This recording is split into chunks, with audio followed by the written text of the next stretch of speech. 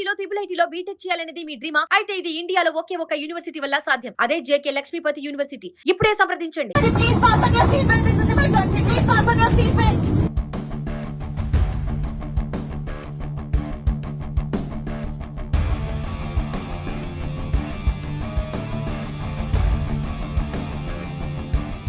విమానం గాల్లో ఉంది. వందలాది మంది ప్రయాణికులు తమ సీట్లలో ప్రశాంతం కూర్చున్నారు. అంతా స్మూత్గా సాగిపోతుందనుకున్న సమయంలో ఒక్కసారిగా విమానం భారీగా కుదుపులకు గురైంది. అంతేకాదు, విమానం అకస్మాత్తుగా సుమారు 300 అడుగుల కిందకు పడిపోయింది. ప్రయాణికులు ఒక్కసారిగా భయంతో వణికిపోయారు. కొందరు గాల్లోకి ఎగిరిపడగా పలువురు గాయపడ్డారు. చివరకు విమానం ఢిల్లీలో సేఫ్గా ల్యాండ్ అయింది. ఇటీవల జరిగిన ఈ ఘటనలో సంచలన ట్విస్ట్ తెరపైకి వచ్చింది. ఈ ప్రమాదానికి కేవలం గాల్లో ఏర్పడిన టర్బోలెన్స్ కారణం కాదు, విమానాన్ని నడిపిన పైలట్ల నిర్లక్ష్యం కూడా ఉన్నట్లు అనుమానాలు వ్యక్తమవుతున్నాయి. విమానాన్ని నడిపిన పైలట్లు తీసుకొని ఫ్లైట్ను నడిపినట్లుగా సమాచారం బయటకు వస్తుంది. పైలట్కు జరిపిన డోపింగ్ టెస్ట్లో ఈ వ్యవహారం బయటపడినట్లు తెలుస్తోంది. పుకెట్ నుంచి ఢిల్లీ వస్తున్న ఎయిర్ ఇండియా విమానంలో జరిగిన ఈ ఘటనపై దర్యాప్తు కొనసాగుతోంది. ఆగస్టు 4న థాయిలాండ్లోని పుకెట్ నుంచి ఢిల్లీకి బయలుదేరిన ఎయిర్ బస్ విమానం ప్రయాణంలో ఒక్కసారిగా తీవ్రమైన కుదుపులకు గురైంది. ఈ సమయంలో విమానం సుమారు 300 అడుగుల ఎత్తును కోల్పోయింది. అనంతరం విమానం తిరిగి తన మార్గంలో స్థిరపడి ఢిల్లీలో సురక్షితంగా ల్యాండ్ అయింది. ఈ ఘటనలో మొత్తం 17 మంది గాయపడ్డారు. ఇందులో 4 సిబ్బంది కూడా ఉన్నారు. విమానంలో 3 పిల్లలతో సహా 137 మంది ప్రయాణికులు, 2 పైలట్లు, 6 క్యాబిన్ సిబ్బంది ఉన్నారు. ఒక్కసారిగా విమానం కుదుపులకు గురై ఎత్తు తగ్గడంతో ప్రయాణికుల్లో తీవ్ర భయాందోళనలు నెలకొన్నాయి. సేఫ్గా ల్యాండింగ్ అయిన తర్వాత గాయపడిన వారికి వైద్య సహాయం అందించారు. అయితే విమానం ల్యాండ్ అయిన తర్వాత 2 పైలట్లకు మాదక ద్రవ్యాలు లేదా సైకో యాక్టివ్ పదార్థాల వినియోగంపై స్క్రీనింగ్ పరీక్షలు నిర్వహించారు. అందులో పైలట్ ఇన్ కమాండ్కి సంబంధించిన ప్రాథమిక స్క్రీనింగ్ ఫలితం పాజిటివ్గా రావడంతో మరింత నిర్ధారణ పరీక్ష అవసరమని తేలింది. దీంతో ఈ నమూనాను ల్యాబ్కు పంపారు. తుది రిపోర్ట్ రావాల్సి ఉంది. ఇదే సమయంలో ఈ విమాన ఘటనను పౌర విమానయాన నియంత్రణ సంస్థ డీజీసీఏ సీరియస్ ఇన్సిడెంట్గా పరిగణిస్తోంది. ఘటనపై air craft accident investigation bureau సమగ్ర దర్యాప్తు చేపడుతోంది. విమానం ఎందుకు ఒక్కసారిగా కుదుపులకు గురైంది? 300 అడుగుల ఎత్తును ఎందుకు కోల్పోయింది? ఆ సమయంలో వాతావరణ పరిస్థితులు ఎలా ఉన్నాయి? విమానం ఆపరేషన్లో ఏమైనా సమస్య ఉందా? పైలట్ ఫిట్నెస్కు సంబంధించిన అంశంపై ఏమైనా ప్రభావం చూపిందా? వంటి ఇలా అన్ని కోణాల్లో దర్యాప్తు చేస్తున్నారు. మరోవైపు 2 పైలట్లను కూడా దర్యాప్తు పూర్తయ్యే వరకు విమానయాన విధుల నుంచి తప్పించినట్లు డీజీసీఏ తెలిపింది.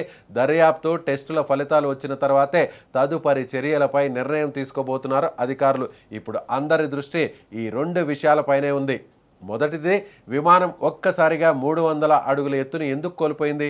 రెండోది, పైలట్కు నిర్వహించిన ప్రాథమిక సైకో యాక్టివ్ సబ్స్టెన్స్ స్క్రీనింగ్లో వచ్చిన ఫలితానికి తుది ల్యాబ్ రిపోర్ట్ ఏం చెబుతుంది?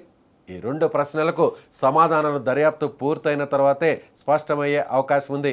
మొత్తంగా చూస్తే పుకెట్ ఢిల్లీ ఎయిర్ ఇండియా విమానంలో జరిగిన ఈ ఘటన ఇప్పుడు కేవలం టర్బులెన్స్ ఘటన మాత్రమే కాకుండా పైలట్ ఫిట్నెస్ పై కూడా ప్రశ్నలు లేవనెత్తుతోంది. విమానం సేఫ్గా ఢిల్లీలో ల్యాండ్ అయినప్పటికీ ఆ కొద్ది క్షణాల్లో ప్రయాణికులు ఎదుర్కొన్న భయం మాత్రం తీవ్రంగా ఉంది. ఇప్పుడు ఈ ఘటనకు అసలు కారణం ఏంటి? పైలట్కు సంబంధించిన టెస్ట్ తుది ఫలితం ఏం చెబుతుంది? విమానం అకస్మాత్తుగా ఎత్తును ఎందుకు కోల్పోయింది అనే ప్రశ్నలకు సమాధానాల కోసం ఇప్పుడు అందరి చూపు దర్యాప్తు వైపే కొనసాగుతుంది. మొత్తంగా చూస్తే విమానాన్ని నడుపుతున్నటువంటి పైలట్లు ఎంతో జాగ్రత్తగా ఉండాల్సినటువంటి అవసరం ఉంది.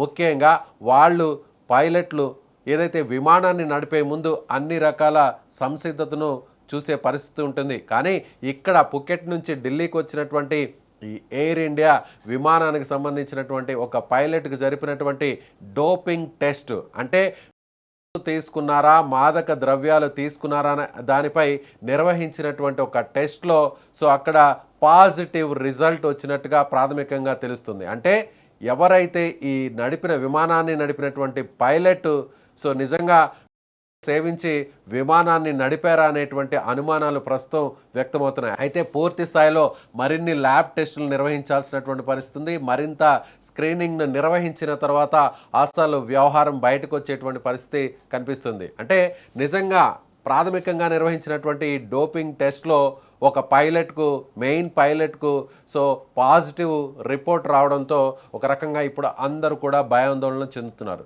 జనరల్గా విమానాన్ని నడిపేటువంటి పైలట్లు చాలా పకడ్బందీగా ఉండాల్సినటువంటి పరిస్థితి, చాలా ఆరోగ్యవంతంగా ఉండాలి.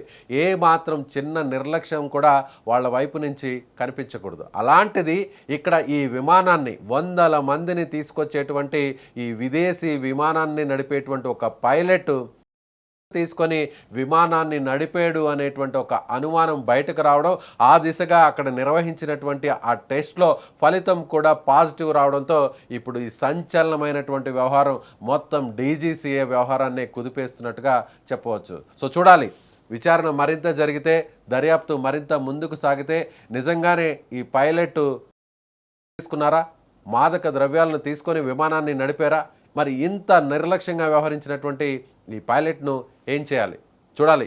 ముందు ఇన్వెస్టిగేషన్లో ఇది పాజిటివ్ వస్తుందా, లేదంటే మరిన్ని స్క్రీనింగ్ టెస్టులు నిర్వహించిన తర్వాత ప్రాథమికంగా నిర్వహించినటువంటి ఆ టెస్ట్లో వచ్చినటువంటి ఫలితం ఏమై ఉంటుంది తెలుసుకోవాల్సినటువంటి అవసరం ఉంది.